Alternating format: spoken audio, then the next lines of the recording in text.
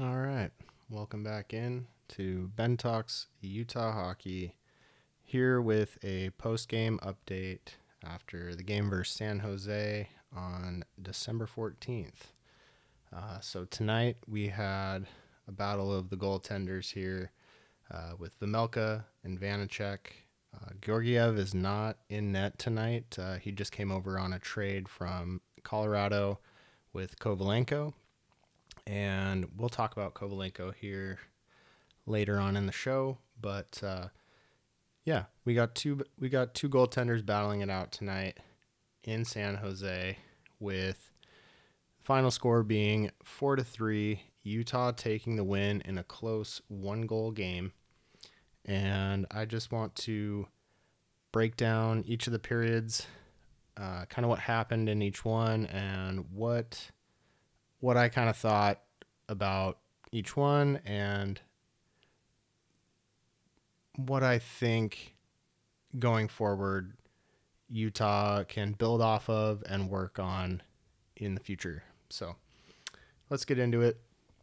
First period, Keller has a good first shift. He had a couple of good looks on that first shift that he got out there.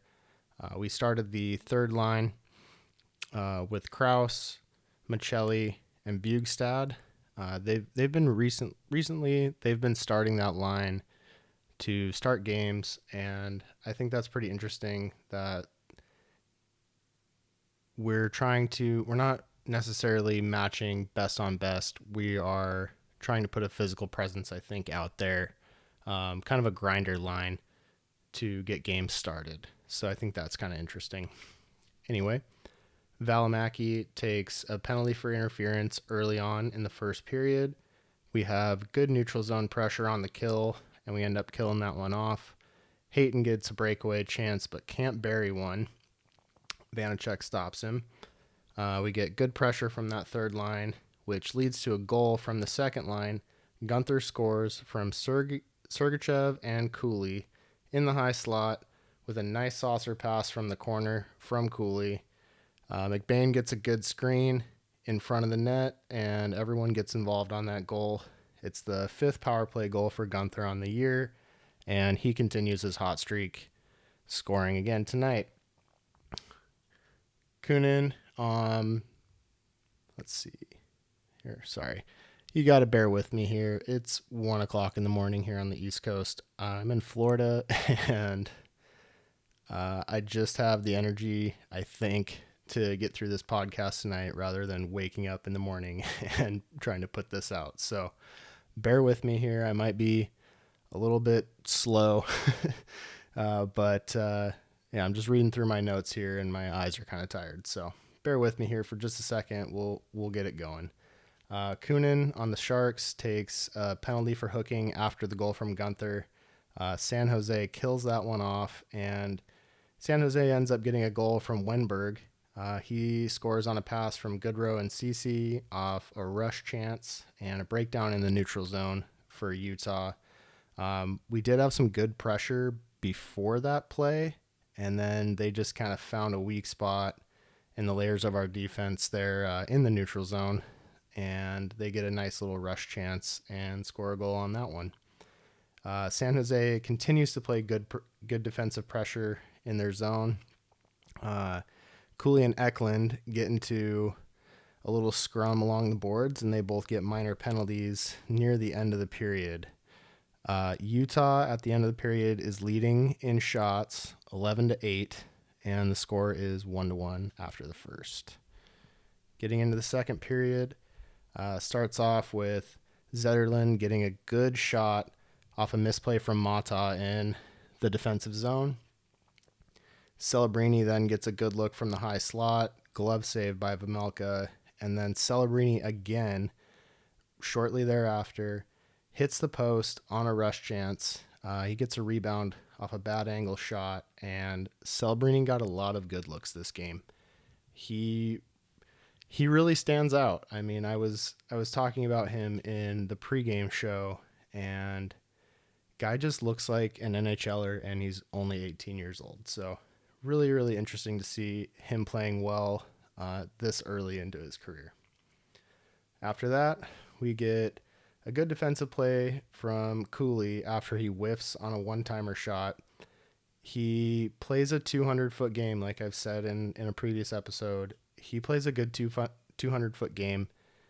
He plays defense extremely well, and he has so much hustle. I just love watching him play.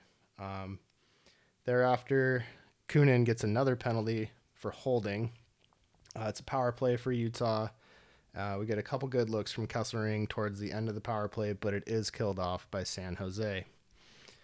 Thereafter, Toffoli has a good chance right in front of the net.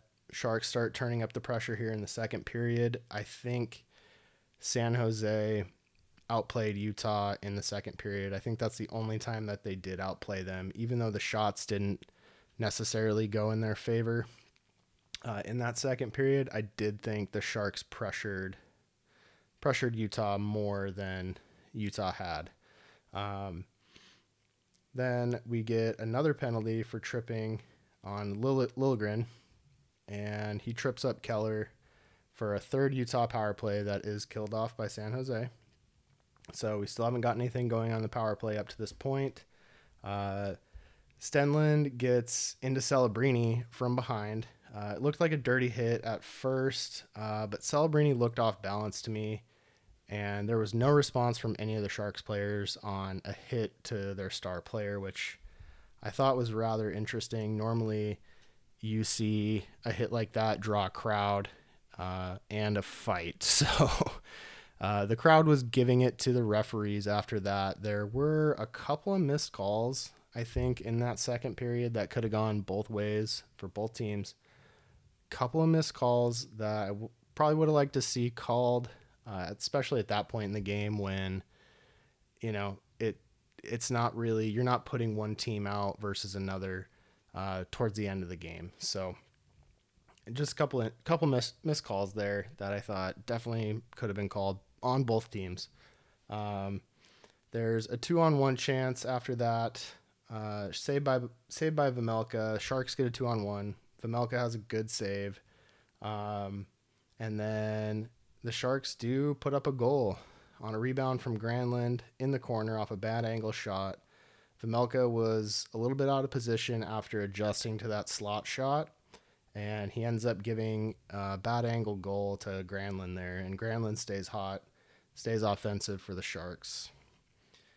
Shortly thereafter, Bjugstad gets a penalty for roughing on the faceoff. He grabs Celebrini by the face. It wasn't a great penalty from Utah to take there. I think there was a few penalties tonight that Utah just doesn't need to take. That was one of my keys to the game, was just staying out of the box for both teams, and they didn't really do that tonight. There were quite a few penalties, so after that Bjugstad penalty gets killed off, Sturm for the Sharks takes a penalty. He hooks Hayton, and shortly thereafter, Schmaltz buries one from Cooley and Keller to equalize at 2. So we get a power play goal from Schmaltz. He did not start the season hot. He had a bunch of assists in the start of the season, but couldn't get a goal. And then now the goals seem to start kind of pouring in for him. And it's good to see that. You could tell he was frustrated this first part of the year. And now that he's seeing some shots go in, I think that's building a lot of confidence for Nick Schmaltz. So at the end of the second, shots are 23-19, Utah leading, and score is 2-2. And that brings us into the third period. It starts off quickly with Sharks getting a penalty. First part of the third period, they kill that off, and then right after that's killed off, Olli Mata for Utah takes a penalty, which leads to a power play goal from Zetterlund. He scores from Celebrini and Kovalenko. Kovalenko, like I said before, we were going to talk about him at the end of the show here. He's fitting in nicely after that trade from Colorado. He looks like he fits right in on that Celebrini line, and he's got a couple of points in the last 2 games. So he's looking good for the Sharks. And honestly, I've written down Celebrini's name quite a bit here in my notes post-game. He shows up quite a bit on my notes here. So I'm mentioning the kid a ton. It's hard not to. He's involved in a lot of the play. So, alrighty. So after that power play goal, McBain, he gets turned away on a fast break. He had a good chance, but the defenders were all over him. Then the first line comes out for Utah. They're putting the pressure on. Keller has a wrist shot in the high slot, and we get a good save from Vanacek. I thought Vanacek actually played very well. We'll get into his stats kind of towards the end of this, but he went 36 of 40 on this game with a 900 save percentage. He really, really played well for the Sharks. Utah was putting a lot of shots on net tonight, more than they normally do. I think they average around 25 shots a game, and tonight they got 40. So, and so after we got a bunch of pressure from that second line, fourth line is out, and Carcone, he scores from Kerfoot and Stenlund on a nice play to tie it back up at 3. We keep getting continued production from Carcone, and that fourth line, it's Carcone's third goal in 7 games, and that fourth line continues the pressure and continues to stay hot with scoring goals for Utah. After that, we see Cooley hit the crossbar on a nice drive on the left-hand side of the ice. He takes a shot from the dots and drills the crossbar. Kraus, shortly thereafter, he has a good look in front of the net. It's stopped by Vanacek. Third line is continuing to pressure. They didn't get any points tonight, but you could tell they had a ton of pressure, and they were forechecking really well tonight. Stenlund, he later on gets a good look from Carcone and Kerfoot on an odd man rush. Stenlund tries to shoot at 5-hole, but he's denied. Honestly, I thought he was going to bury that. It looked like it went in on my TV. It looked like it went in, but Vanacek gets a piece of that, and he traps it up in the pads there. So we're getting into the late stages of the period now. Sharks get a few good looks, a couple good saves from Vejmelka, and with a minute and some change left to go, a fight breaks out. Celebrini and Cooley get wrapped up, but McBain kind of charged in, and McBain and Ruta, they both get minor penalties, so it's 4-on-4. They were kind of heated in the box after, screaming and yelling at each other, and it was just kind of interesting to see those camera angles, and you'd like to be a fly on the wall sometimes, I think, with what's being said in that box. But so now it's 4-on-4. We got about a minute left in the period, minute left in the game, and a high sticking penalty gets called on CC for the Sharks, and it puts Utah up on the power play. So 4-on-3 with 57 seconds left in the game. And this leads to an almost immediate goal, maybe 15 seconds later, from Clayton Keller. He buries one in the slot from Schmaltz and Sergachev.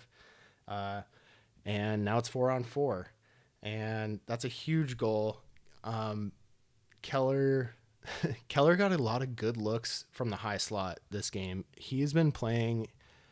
Recently he's been playing a lot, kind of on the wings, on the sideboards, and I really think he's trying to create more space and kind of hang out in the high slot.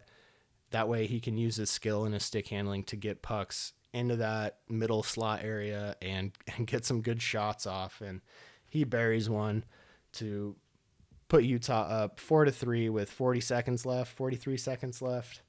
And they end up pulling Vanacek after they get a face-off in Utah's defensive zone. So Vanacek gets pulled, and Sharks pressure there at the end, but they couldn't get anything going. And Utah pulls this one out 4-3 in a 1-goal game. And like I said, Vanacek had a 900 save percentage tonight. He stopped 36 of 40. And Vejmelka with an 864 percentage, he stopped 19 of 22. Vejmelka didn't have a bad game, didn't have a great game. He made saves when he needed to. He got out of position on a couple of them, but he did make big time saves when he needed to. He continues to be a brick wall when the boys need him back there. And like I said, didn't think he had the greatest game. With that save percentage, it's not you want to be above 900, but again, he didn't let anything. He didn't let one goal get him down. Defense played well in front of him, and lots of block shots tonight as well. Guys just laying down in the slot and getting shin pads and sticks in the way. So Vejmelka did what he had to do. He keeps winning games. It's good to see that. And so just some of my thoughts post game after this game is Utah improves to 14, 11, and 5. Utah really controlled the third period. They controlled most of the first period, didn't do much in the second, and really controlled the third period. I think offensively, they stifled the Sharks there in that third period. Weren't allowing them to get much going, except minus that power play goal. But when you're down a guy, like I said, one of my keys to the game, you gotta stay out of the box, especially when you got skilled players like Zetterlund and Celebrini and Kovalenko on the other side. You don't want to give those guys time and space. So, but I did think that Utah really controlled that third period, and they closed one out, and they didn't let the Sharks come back in like they did the previous matchup back in October. They didn't let them come back. Sharks in that game, they scored, I think, 3 goals in that third period to come back, put it into overtime, get the overtime winner. So didn't let that one happen tonight versus the Sharks. They didn't get down. They kept the pressure up. I think they're more confident. Like I said in a previous show, they're just playing with confidence. They're not getting down in those when they get down a goal, maybe 2 goals. They're not letting that defeat them. They're not just laying down for the rest of the game. And that's one thing I've noticed. They just have a lot more confidence that, hey, we can get back in this game. We'll get a puck to bounce our way. We'll get a couple good shots on net. Something will happen. And I think we saw that tonight. They did get the first goal of the game, and they've had a good record when they get that first goal. They got to start hot. Utah plays better on the road, especially when they come out hot and get that first goal. It's tougher to beat them. And they do get the last goal. They get that important game-winning goal from their captain, Clayton Keller, with 40 seconds left in the game. So huge victory tonight. I think it keeps the momentum going. Now heading back to Utah on Wednesday. And they didn't let them come back into that game. They closed it out, and now they're heading back home. I think they've got a game on Wednesday here. We'll do a pregame for that, and again we'll do a postgame, and we'll just kind of see where we're at. But those are my thoughts postgame versus the Sharks tonight. And yeah, I really don't. I'm just re-looking over my notes here. Like I said, it's 1:15 in the morning at this point, so bear with me here. It's been a long night. These late games here on the West Coast, they're tough. They're tough when you live in the Eastern time zone. You go all day, and then it's midnight, 1 o'clock by the time the game's over. So anyway, I appreciate you listening. If you made it this far, thanks for listening. This is Ben Talks Utah Hockey, and we'll see you on the next episode. Thanks for tuning in.